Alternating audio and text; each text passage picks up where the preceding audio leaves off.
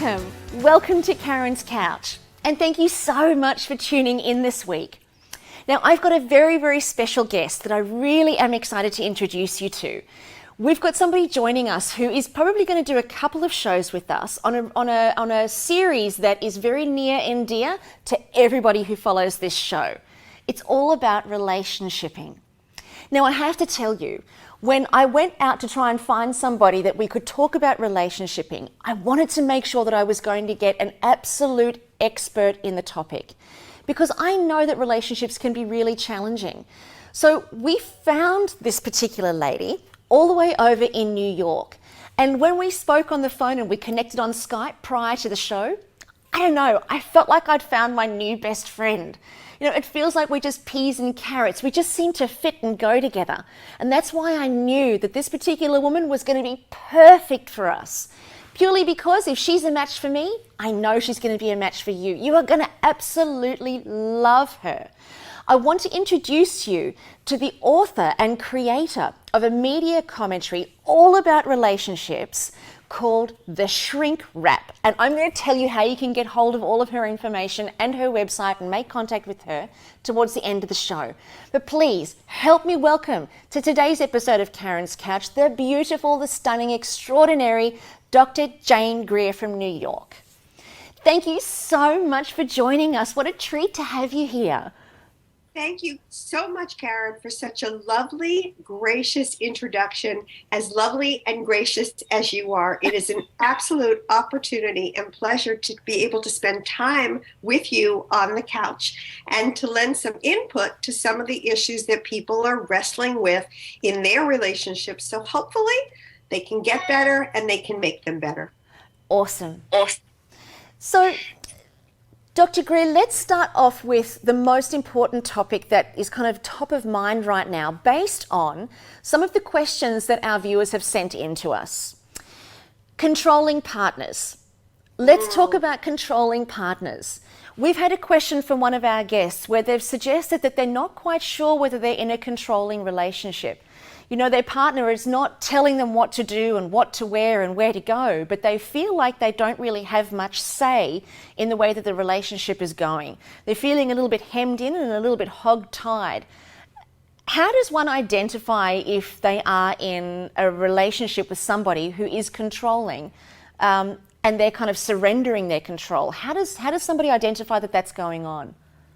That is such a great question. And I think first marker is that when you start to make all your choices and decisions based on your effort to please your partner so that you don't risk their getting angry, upset, critical, or disappointed with you, and your goal becomes keeping them happy to the point where you begin to sacrifice and give up what's important to you, what's meaningful to you, then you're starting to cross the border into the land of control.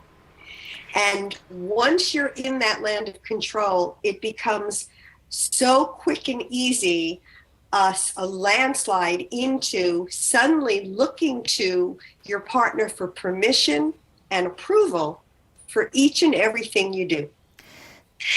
Doesn't that kind of happen naturally in a relationship anyway? I mean, you know, don't relationships tend to be this series of give and take, and I want to please you and you want to please me, and we want it to be nice and free and easy between ourselves? So what's the difference then between wanting to be pleasing to your partner and create a nice mutual exchange between you versus controlling? What's the difference there? The difference is degree. You just said it, mutually sharing. When two people are looking to please each other, the word that must come into play is compromise, is sharing. So there's a willingness on each person's part to make the compromise, to put aside your need in the moment to meet your partner's need with the expectation that they will reciprocate and that they too will accommodate and be responsive to your need, depending on how important it is. So you're absolutely right. When that happens, you get the give and take, you get the flow, you get the, well, it'll all come out in the wash. I did 6 things, he'll do 1 thing that's really important. And you come away feeling that your needs are being heard and responded to. When you're with a controlling partner, there is no space for your needs. There is no mutuality. There is no reciprocity. There's be reasonable, do it my way, or else I'll be angry with you. And then you will get that person either blowing up at you or withdrawing from you. But ultimately, they're not willing to budge and respond to the things that matter to you. So inch by inch, you start to give up the things that are important, whether it's the way you dress, or a particular television show you like to watch, or a painting you want to hang on the wall, or a chair that you want to keep in your room. We can really make issues with our partners over everything. Everything can be important or not. But when whatever's important to you, there suddenly is no room for you're being controlled. So with that then, the interesting thing about that, you mentioned that a partner can either get angry or they can withdraw. So one of them seems very overt and the other seems very covert in terms of the way that people demonstrate the way that people demonstrate how they control in a relationship. Because, if somebody was to withdraw, would we normally see that as controlling? Would we normally identify that as controlling? Or could we potentially miss the signs that in and of itself is trying to control and manipulate the relationship simply by withdrawing their love, withdrawing themselves, withdrawing their conversation? Beautifully said, because that's exactly what happens. You don't even realize the soft sides, the subtlety of a partner withdrawing in silence or in anger, sulking, if you will, being remote, being distant. All you know is that you don't like it and you want it to stop. And so if it means that you go to the restaurant they want to go to, or okay, you go have lunch with their family on Saturday, even though you didn't want to do that, or okay, you say, fine, go out with your friends and hang out whatever time you want, if that's what'll make you happy. The ultimate objective is to get them to stop being upset and angry with you and re-engage their love, affection, and approval. So the silence is more subtle. You don't realize it, but it's as manipulative and it's as intentional as the angry, I'm so mad at you, I can't believe you won't do this with me, or I can't believe you're making an issue with this. Whatever and however that anger is expressed, what you want is for the anger to stop. And by acquiescing and yielding, you ultimately wind up being controlled. So, Dr. Greer, why do people feel it's necessary to control each other? I mean, in relationships, it's supposed to be all about love. I mean, you think about when we first get together with somebody, we think that they're Christmas. We think that they're amazing. We see all the wonderful things about them. We see all the beauty and the magic in them. And then over time, relationships change. And I think most of us actually get that and kind of expect that. Why do you think a relationship would head down the path of a partner being controlling and feeling like they need to have the one and only say as to how that relationship is directed? And is that actually even love? Like, what is that? Another great statement, because I have a book called What About Me? Stop Selfishness from Ruining Your Relationship. And in it, I have a chapter called If You Loved Me, You Would. And so for many people, what you will do in the name of love is what translates into feeling loved. And for many people, it's show me that you love me, prove that you love me by giving up your need and meeting mine. As soon as you have 2 people together, you have 2 sets of needs. And nobody in this world, not even identical twins that I've worked with and have done research on, have the same needs at the same time and want exactly what each other wants. If there are 2 people, inevitably somebody has to be willing to set aside what they want so that the other person can have what they want. And that is where control comes into play, because sometimes the other person will say, I should be this important. If I was important to you and you really loved me, it would be more important to you to please me and do this for me than to take care of yourself or to please yourself. And then ultimately, that person either will call their partner selfish, or the partner will start to feel that they're being very selfish because they're not accommodating and meeting their partner's need.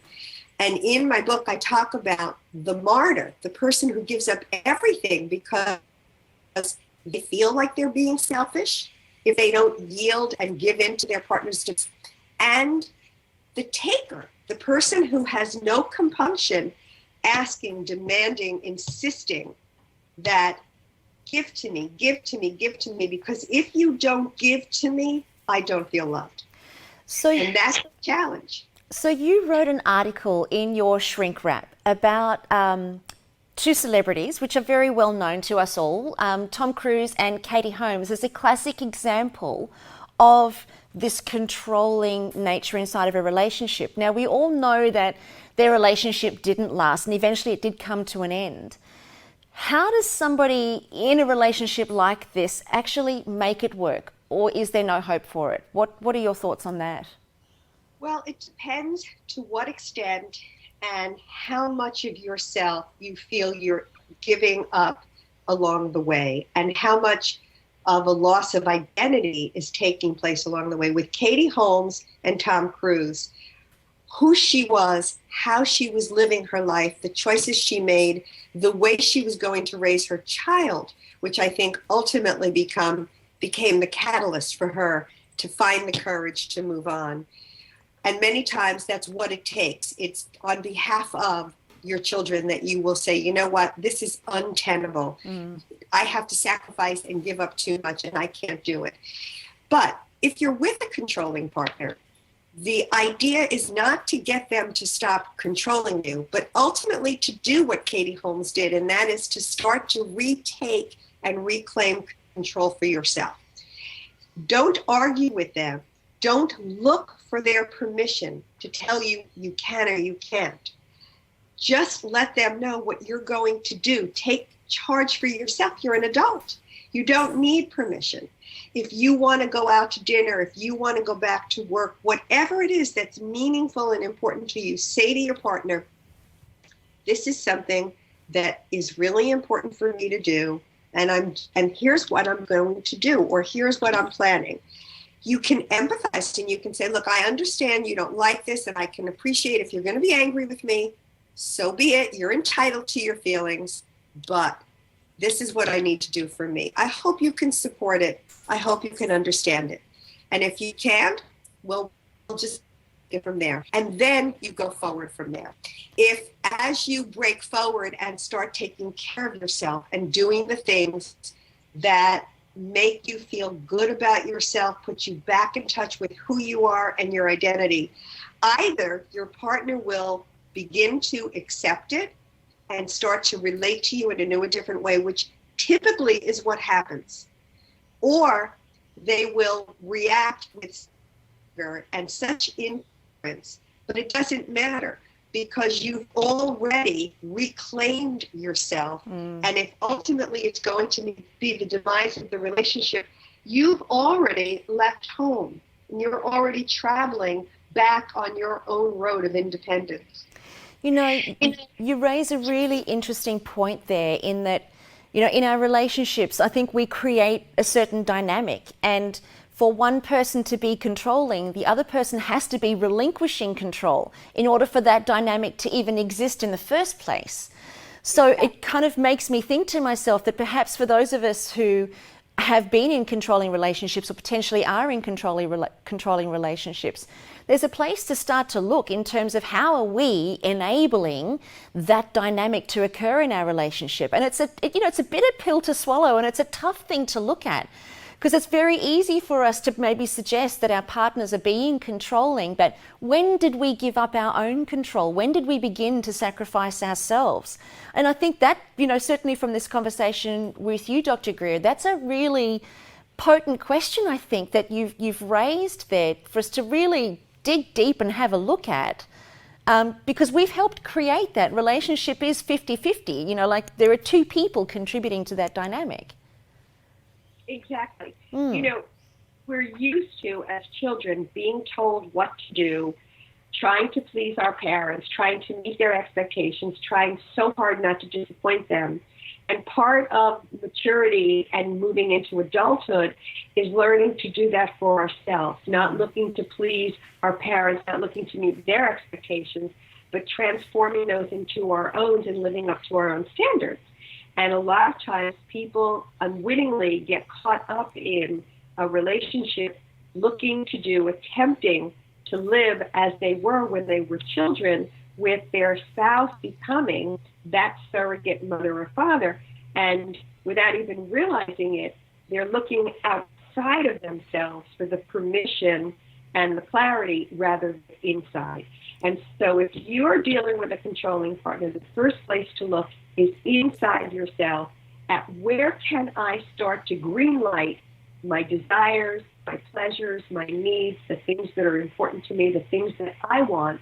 And rather than asking for permission or approval, giving that to yourself and becoming proactive so that you take charge of your life and start to live it. I'm not saying selfishly by a long shot, but I'm saying with self. I called it having self-ness, and having self-ness enables you to move forward. Oh, beautiful. Beautiful. Thank you. Dr. Greer, thank you so much for joining us on the show today to talk about this. I think that what we've done is we've at least been able to start to create some opportunities for people who potentially are in these sorts of relationships to start to look at it and start to face the realities of what controlling relationships are and create something new. And I like to use the term create a new normal for the relationship that they have with themselves and with their partners. So thank you so much for joining us. You're a wealth of knowledge, and I love the way you're so succinct and to the point with your explanations. So thank you so much, and we're going to see you right here on Carren's Couch again, Dr. Greer, because you're a legend. Thank you so much. I'm looking forward to it, and you are absolutely delightful and insightful. It's a complete pleasure. Oh, thank you so much. So stay tuned here on Carren's Couch, because I'm going to be right back. We're going to go down the rabbit hole on this conversation just a little bit. Stay tuned. So after talking to Dr. Jane Greer about controlling relationships, she's raised a really important point that I thought I would share my own personal view with you on. That point that really struck a chord for me was, what part of that are we contributing to? What part of that controlling dynamic are we adding to? Because as I said to Dr. Jane Greer was that, there's two people in every relationship, and it always takes two to tango. I think we're very quick to lay blame outside of ourselves and to look to others to see if they can change, because we see that the problems exist outside of ourselves. But here's something that I want to throw around with you, and it's just my view. When we see something in another person, Dr. Carl Jung, who was an incredible psychiatrist and philosopher, was the first to postulate the question of perception is our own projection. Now, what that means is what we perceive in another person is a projection of ourselves. And it's a really interesting question to throw around, because if I was to say that somebody else is controlling, well, how do I know how to recognize it? How do I even know what being controlling looks like unless I'm controlling? If I didn't have controlling inside of me, I wouldn't know how to identify it in another person. So that's what he means by our perception of another person is simply a projection of ourselves. And here's the thing, here's the invitation that I want us to talk about and I guess throw around here, is that when we see something in another person that we don't like, and that we've got some emotional charge around it. And I think that's the caveat. You've got to actually have some emotional charge around it, rather than it just being an observation where you couldn't really care less. But if you've got some emotional charge around it, that's an invitation for us to, instead of look outside at another person to create change, it's an invitation for us to look inside, to go inside ourselves and say, where am I doing that? So if I say that my partner is controlling, where am I being controlling? Now, you may not be controlling right now, but have you ever been controlling? Where in your life have you ever been controlling? And if you can see it in another person, you will definitely see it in yourself, and something will be revealed to you. You'll be able to see that you're being controlling with your children, or perhaps you're trying to be controlling with your weight. Perhaps you're trying to be controlling with your parents or your job. Perhaps you're trying to control an environment where you're feeling particularly out of control. And that's the place for you to look, to start to do a bit of cleanup, to start to think, well, what can I do to stop trying to control and start to allow? Because the opposite to controlling is allowing. It's freedom. And that's what you want for yourself in your relationship, isn't it? So start to look at yourself and where you're controlling, and start to think about how you can give up some of that control, not need to be in control of things anyway. Because here's the reality. No matter how hard we try to control circumstances, no matter how hard we try to control other people, or no matter how hard we try to control our relationships, I've got to ask the question, how's it working out? It's not working out. I can lay money on it. It doesn't work out for us. All that lands up happening is we expend a whole world of energy, and we're the ones who land up exhausted because it doesn't work anyway. So let's give it up. Let's give it up and allow people to be who they need to be, and allow ourselves to be who we need to be. So go ahead, check it out, go inside, see if there's an answer there for you. Where are you being controlling in your life? And it's not just around controlling. Any perception that we have of another person is a projection of ourselves. So next time you say somebody is a certain way, or you lay claim to them being a certain way, or you believe their behavior is a certain way, instead of looking outside, look inside and find out where you've been doing that. And I believe when we do that, that's our indication of the next thing for us to heal so that we can expand. Maybe it's a trigger. Maybe it's an invitation that comes from universal forces to say, hey, let me bring you a controlling partner so that you can heal the controlling aspects within your own personality. I don't know. How does that sit with you? It's just my view.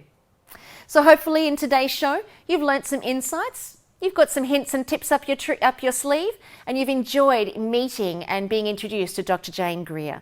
I think she's absolutely brilliant in the way that she is so precise and able to hit the mark without a lot of fluff and a lot of nonsense. So hopefully you've enjoyed meeting with her and being with her on today's show as much as I have. So join us here next week on Carren's Couch. Go to our Facebook page. Let us know all of your questions. Don't hold anything back. If you want to talk to if you want me to talk to Dr. Greer on your behalf, send us through your questions. You can do it on Facebook at allthews.facebook.com/Carren's Couch, or you can also post your comments and questions on carrenscouch.com. We're going to be so excited to see you here next week. Make sure that you tune in and give us a 5-star rating when you download the podcast from iTunes. Bye for now.